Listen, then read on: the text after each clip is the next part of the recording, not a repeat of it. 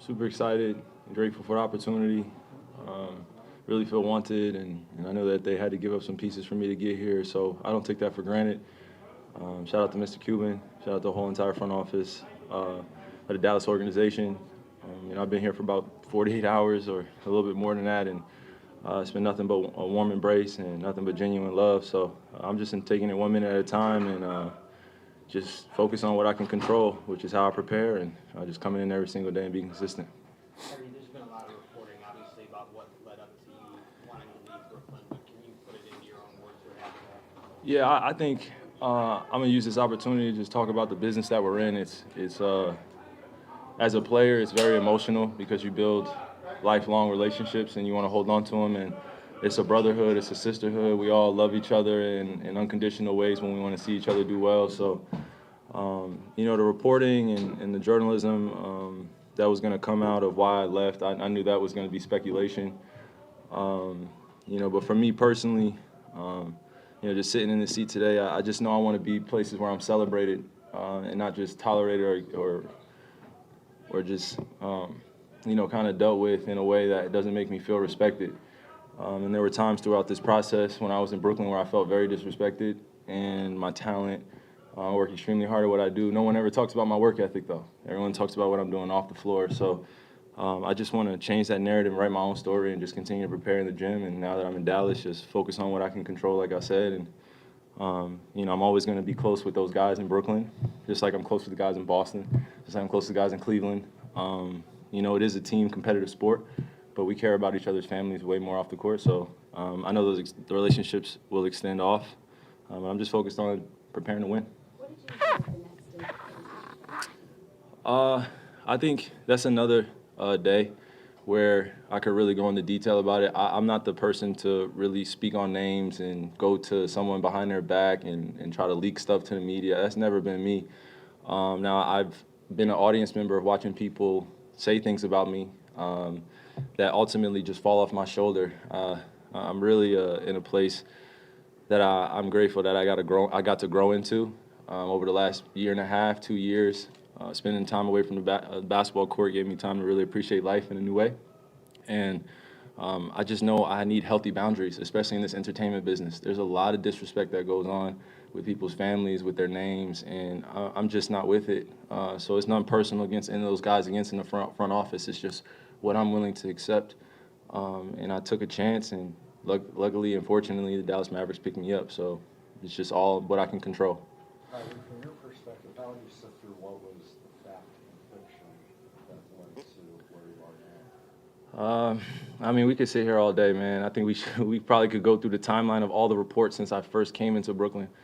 But the greatest lesson I could share with you that I learned from signing in Brooklyn for free agency is I wish I would have got to know the people that were behind the organization. I went in there and was just a kid with a dream on my mind with KD, and we wanted to bring a championship to a young organization. They were only around for 6 years. I grew up a New Jersey Nets fan. It's in my blood. I cheer for them. But when things start to change and you're not getting transparency and honesty from people in the front office or people around you, I don't know what person feels comfortable or confident in that type of environment. And again, I don't want to go into too many details because it's water under the bridge now. Like, I wish them well. I left them in fourth place. I did what I was supposed to do. Took care of my teammates. Was incredibly selfless in my approach to leading.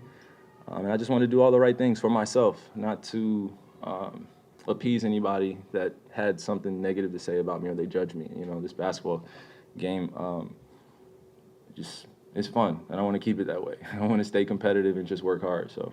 What did KD say when you talked to him? Obviously he wished things could have gone differently. We came together in about 2018, 19, kind of when that finals happened, and we weren't coming together to plan what team we were going to, but we just had goals together, and it wasn't just as a duo. We were seeing ourselves as savants in the culture that we wanted to teach the youngins, and if we got some young guys that were willing to sacrifice and buy into what we got going on, then we were going to flourish, we felt. But it just didn't work out, and we still remain brothers. But it is a business at the end of the day, as we always say, and I got to look out for my family, and ultimately I want to be at peace every time I come into work rather than things hanging over my head or wondering what people think about me in the building or whether or not a report's going to come out tomorrow that I don't talk to my teammates, which is untrue. And then, I just felt like being in New York City and the media capital of the world, there was so many things that leaked out that I didn't even know where they came from. And I'm answering things that I don't deserve, and ultimately I don't pay attention to that much. So I'm just grateful that got to move on now here. LeBron, he a couple times said he wanted the Lakers to trade for you. I mean, wanted, and probably still does, to play with you again. What does that mean to you that he's kind of been in your corner and wants to reunite? I'm grateful for the opportunity, but I think you heard in his interview, like, as much as the what ifs I would love to focus on and cherish, and what could have been or what should be, I have to shift my focus to what we have going on here, and that's what brings me peace. Is just taking care of what I can control in here and really embracing my teammates and being one of the leaders on our team alongside the coaching staff in the front office of just exemplifying what greatness looks like, and that's just worrying about the work, chopping wood and carrying water, like I tweeted the other day. It's just the same thing every day and just growing as a human being. So I think to not talk too much here, but me and Bron have grown as human beings, and it's always going to be my brother, always going to have great things to say about him and his family, but my focus is here. So unfortunately, the Lakers, they're doing what they're doing, and that's it. Kai, what conversations have you had with Lucas so far? I text Luka, he texts me, so just waiting to see him in person. I don't really do the phone calls and text messages. That's bogus. I like eye-to-eye contact and meeting people and embracing them in a different type of way, and it's just more human that way, more real. What were you doing when you found out it was going to be Dallas, and your relationships with Nico and Jason? How does that help factor, moving into a new situation? Well, Nico and Jason, I know that they're going to push me beyond kind of where I think I am right now, and that's the type of mentorship and guidance that I feel like I need at this point in my life. I'm not a kid with an NBA dream anymore. I don't want to dream in this space. I want to win, and I want to win with guys that exemplify greatness every single day. And it's not just on the court. It's in their professionalism. It's how they treat others. It's in the relationships. And it's genuine and authentic. So it was, light in my eyes that, came in when I was playing. I was actually at West Orange High School in my hometown, just playing up and down with a few guys, just trying to stay in shape because I wasn't sure about when the trade was going to happen. But when Dallas called my agent, it was definitely exciting because I didn't have to force anything. I didn't have to overthink it. I just flowed into it. They wanted me. I want to be here, and this is just kind of where we stand at this present moment, and just take it one day at a time. I understand you want to focus on now, but you also understand the business of basketball.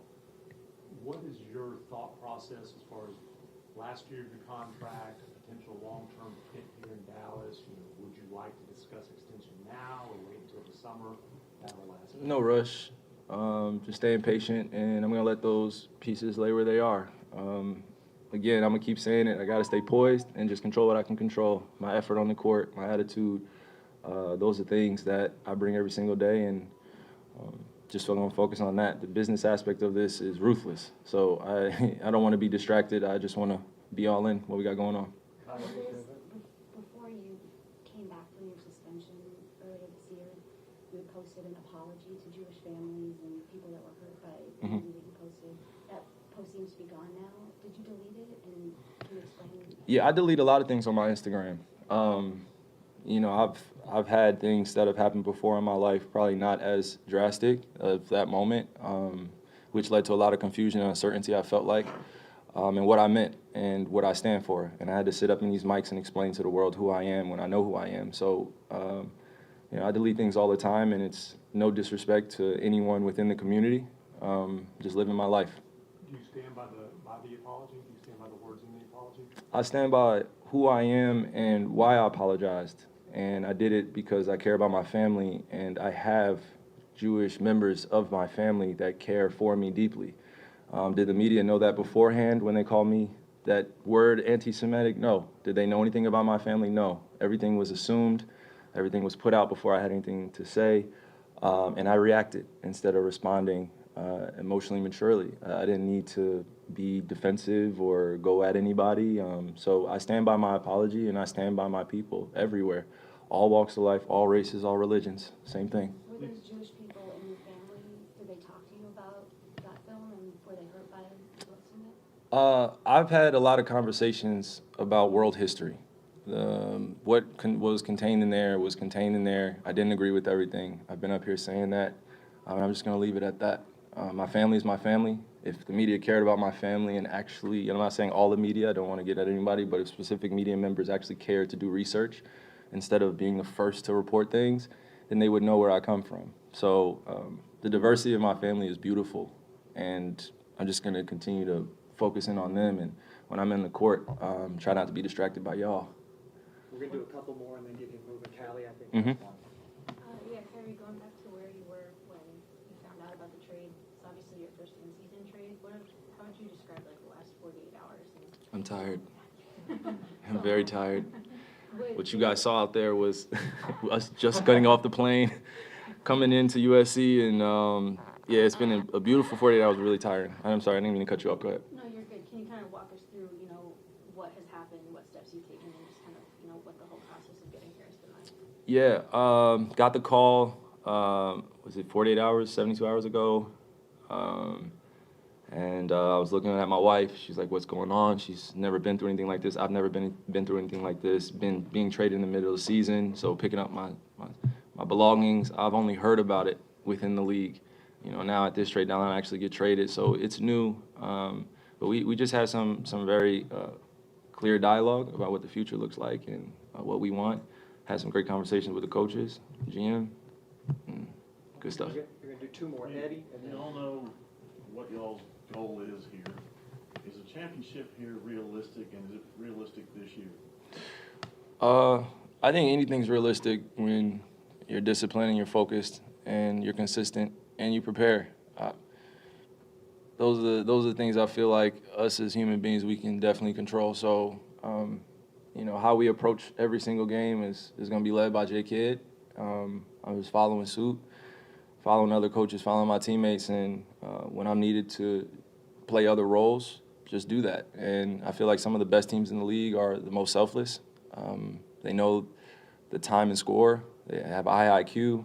They knock down open shots, and they read the game very well. And it's not just from a physical standpoint; it's from a mental standpoint. You're going to be tested, and any championship run is going to challenge you all across the board, and nothing's going to be perfect. So I don't expect that. So the expectation, of course, is to work towards a championship.